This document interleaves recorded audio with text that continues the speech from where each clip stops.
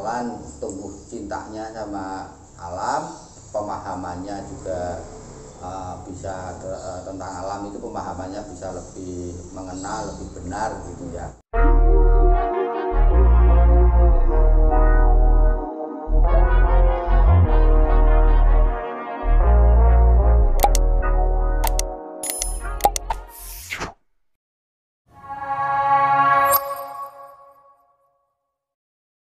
Ini kita ajak sejak umur 4 bulan kurang 4 hari.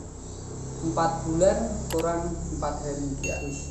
Itu di gunung mana, Pak? Itu kita naik ke Andong ya. Ke Andong. Naik ke Andong, masih digendong dan ibunya baru selesai sesar kan, itu karena Iya, lahirnya kan sesar. Pas itu ngecamp ya, Pak ya? Enggak. Langsung berarti kayak Ya, TikTok ya. TikTok. Ini apa?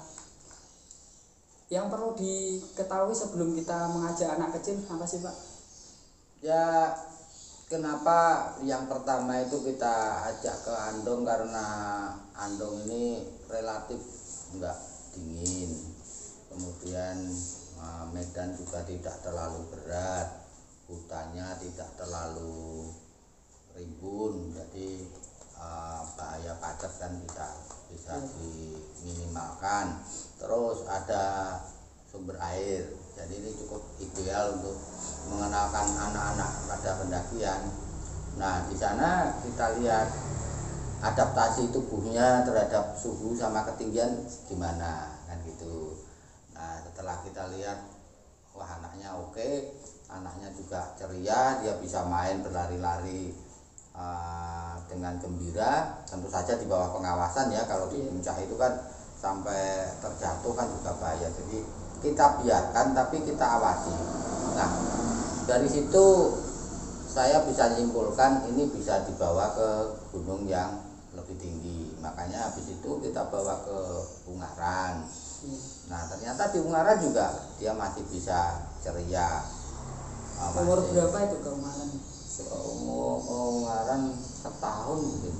Tahun ya, masih digendong juga. Nanti sana sempat digigit pacet ya sayang. Oh, pas itu rombongan gitu ya, Pak? Ya sama kamu juga tuh. Ya, Nah, itu yang telinganya kena pacet ya, ini. Mana-mana ini. Iya, tempat digigit pacet. Dan ternyata di sana masih bisa enjoy. Kemudian pendakian berikutnya kita naikkan lagi, kita bawa ke perahu. Ya toh kamu ikut juga tuh?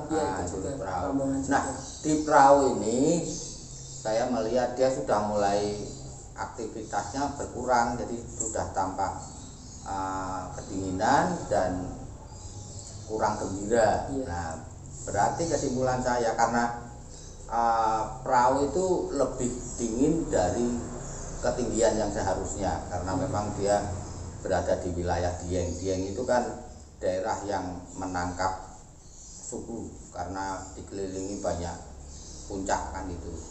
Nah, berarti kesimpulan saya kira-kira anak ini akan bisa maksimal itu dibawa sampai Pasar Bubrah Merapi. Tentu saja itu dalam kondisi yang tidak erupsi, jadi jangan sampai terbau belerang. Sebab kalau anak seumur ini paru-parunya kena uap belerang ya belum siap gitu. Jadi meskipun demikian saya belum membawanya ke Merapi, jadi tetap saya ajak ke muter-muter lah ke bukit juga. Terus ke Ungaran itu kita beberapa kali ngajak si kecil ini. Terus Andong juga, Andong itu kan salah satu gunung yang ideal buat anak-anak gitu. Jadi sambil jalan-jalan sambil membuat tubuhnya itu beradaptasi, juga sambil membuat anak ini tumbuh kecintaannya sama alam. Apa sih ini, Pak? Ada manfaatnya nggak sih ngajak anak-anak ke gunung? Besar manfaatnya. Jadi dari situ kita bisa mengajarkan sesuatu yang akan sulit diajarkan di ruang kelas. Jadi misalnya kita ngajarkan bahwa hutan itu menjadi tempat binatang. Kalau binatang di kota misalnya, itu kan gampang kalau pakai bahasa anak-anak. Kalau misalnya harimau tinggal di kota, maka dia akan menggigiti manusia, kan begitu. Maka harimau harusnya ada di hutan. Nah, supaya harimau tetap ada di hutan, kita tidak boleh membunuh harimau yang ada di hutan. Kita juga tidak boleh menebang pohon yang di hutan dengan sembarangan. Nah, misalnya begitu. Nanti kalau pas kita lihat kabut, nah, kita bisa kasih tahu kabut itu adalah awan yang kita lihat dari bawah. Nah, kalau di sini jadinya kabut. Nah, di bawah itu awan. Supaya apa? Anak-anak kan agar tidak punya persepsi bahwa mereka bisa tidur-tiduran di awan, kan begitu. Banyak yang berfantasi begitu.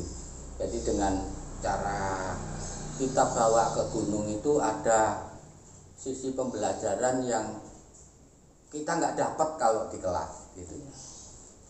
Langsung belajar dengan ya, alam. Langsung belajar. Ngomong-ngomong, adik Cica udah berapa kali? Ini kemarin terakhir ke Andong juga ke-14. Ke-14. Ya, 14. Keren adik Cica ini. Nah, umur berapa sekarang, Pak? 3 tahun ya? Enggak, 3 tahun. 3 tahun udah 14 gunung. Dan sekarang mulai nggak suka digendong. Jadi kayak di Andong kemarin dia sudah mulai banyak. Ya, dan itu harus waspada. Berarti kan di sini harus kita kasih selendang. Iya. Ya, ini kasih selendang, kita kontrol dari belakang. Jadi biarkan dia berjalan, tapi kalau dia begitu mau jatuh langsung kita beginikan supaya tidak jatuh.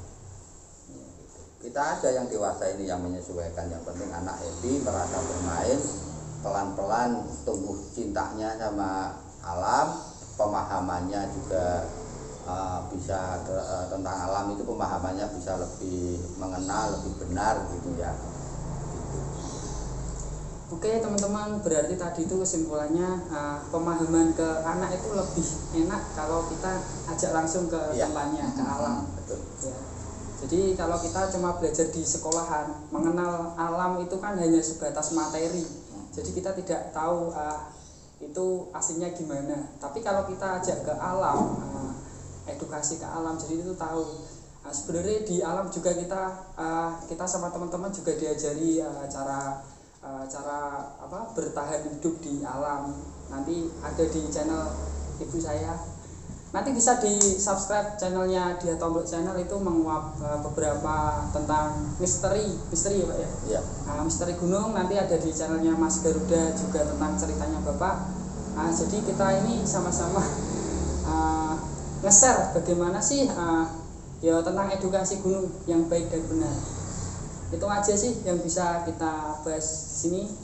Terima kasih Bapak sudah mau nge-share pengalaman sama Dek Cica ini. Dek Cica mau naik. Salam lestari.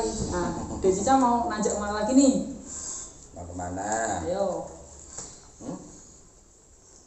Oke, nanti kita lanjut next video. Jangan lupa like, subscribe, dan komen ya. Jangan lupa subscribe juga di link Dia Tomblok Channel sama Garuda Mameru, karena di sini kita sama-sama berusaha buat nge-share hal-hal yang mungkin teman-teman pendaki pemula belum tahu, kita bisa share-share bagi pengalaman. Terima kasih sudah menonton. Thank you. Salam lestari.